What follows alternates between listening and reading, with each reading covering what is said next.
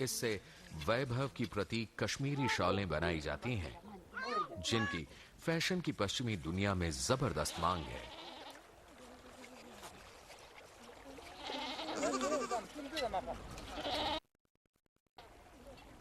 हानले के दलदल में मिंग्यूर के जानवर और सारस दिन भर चरते हैं।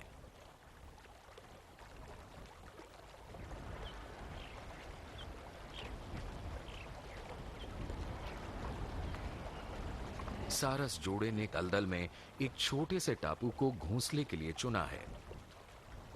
बिना किसी साजो सामान के सारस जोड़े ने खुले में ही 2 अंडे दिए हैं। अच्छे माता पिता का उदाहरण देते हुए ये बारी बारी से अंडों को सेते हैं और मिलकर बच्चों की परवरिश करेंगे। चारों ओर पानी से घिरी ये जगह अंडों को जमीनी परभक्षियों से सुरक्षित रखती है।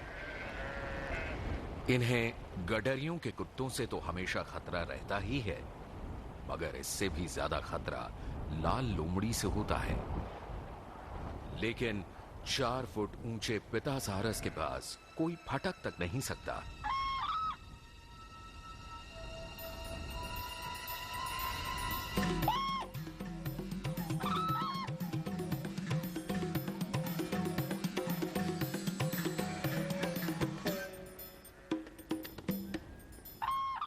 सारस को स्थानीय लोगों से डरने की कोई वजह नहीं है।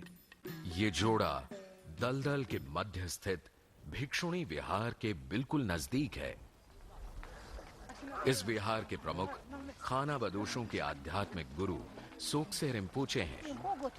ये प्रखर विद्वान और अवतारी लामा हैं, जो चीन के अधिग्रहण से पहले तिब्बत में रहते थे।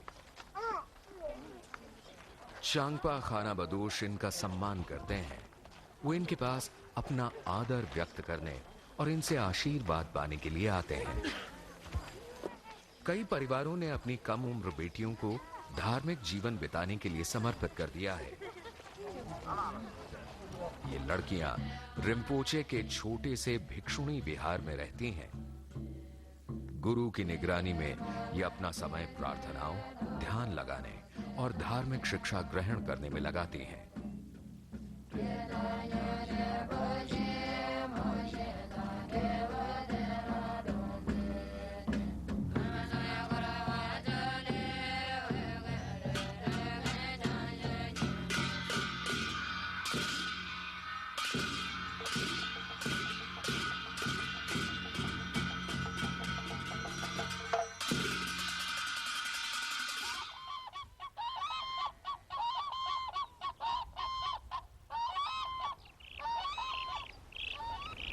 एक महीने अंडे सेने के बाद दलदल में एक नए मेहमान का आगमन हुआ है।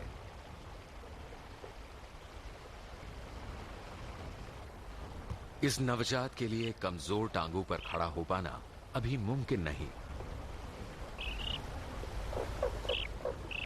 जबकि दूसरे अंडे के खोल में चूजे ने अंदर से ही अपनी चोंच पर बने खास दांत से छेद बना लिया है।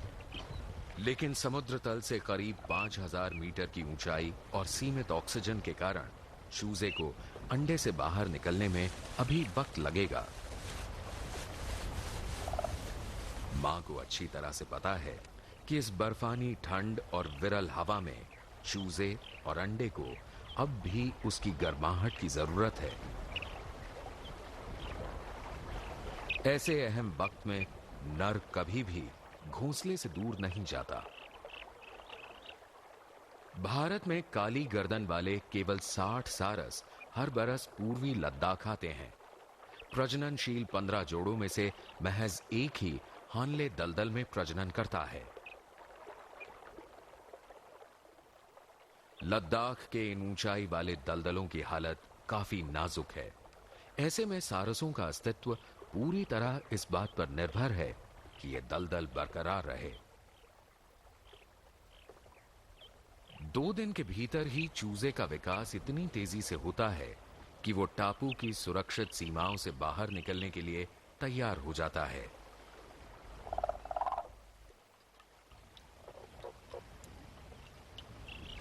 इसके लिए मां उसे बढ़ावा देती है।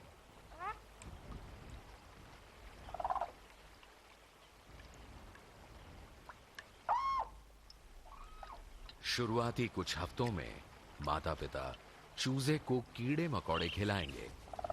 ये बेहद पौष्टिक और आसानी से हजम होने वाली खुराक है।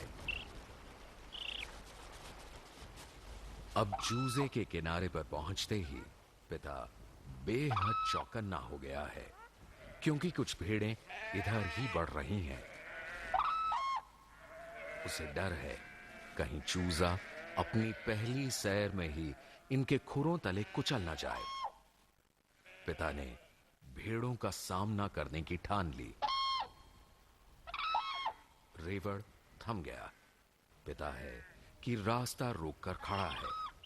इस बीच मां सारस ने अपने 7 फुट चौड़े डैने फैला दिए।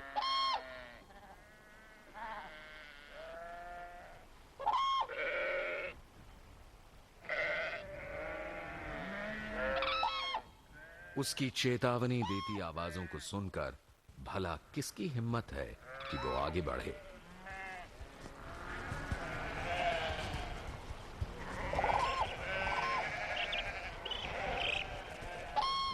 इस बार तो चूजा बाल बाल बचा, लेकिन ये भेड़ें उसके खतरे का सबब नहीं है। अध्ययन बताते हैं कि 50% चूजे गडरियों के कुत्तों का शिकार हो जाते हैं। शांति बहाल हो गई। दूसरा अंडा सेने के लिए नर वापस घोंसले पर आ जाता है।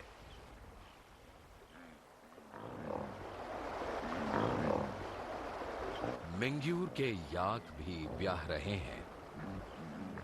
इस कठोर वातावरण में बछड़ों और परिवार के लिए पर्याप्त दूध उपलब्ध है। आसमान के इस रेगिस्तान में ऐसी बहुलता विरली है।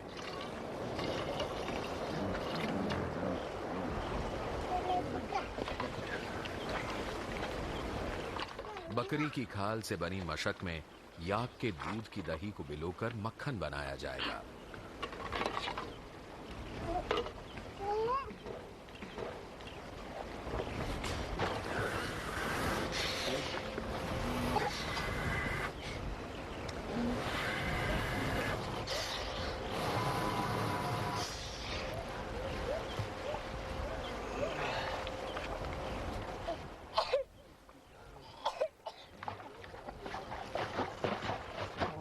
दही बिलोने में लगभग आधा घंटा लगता है।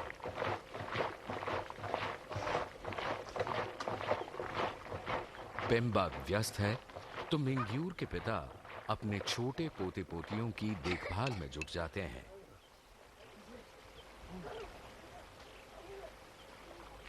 दूसरे बिलावन से पहले इस मशक की धुलाई सफाई नहीं की जाती, ताकि इसमें मौजूद प्राकृतिक बैक्टीरिया यानी जीवाणु दूध की अगली खेप को दही बनाने में मददगार साबित हों। पेम्बा ने पर्याप्त शुद्ध याक मक्खन तैयार कर लिया। वो जरूरत से अधिक मक्खन भेड़ के पेट की खाल में संभाल कर रखती है, जिसके बदले घरेलू सामान वगैरह लिया जाता है। कियांगो ने भी अभी हाल में शावकों को जन्म दिया है।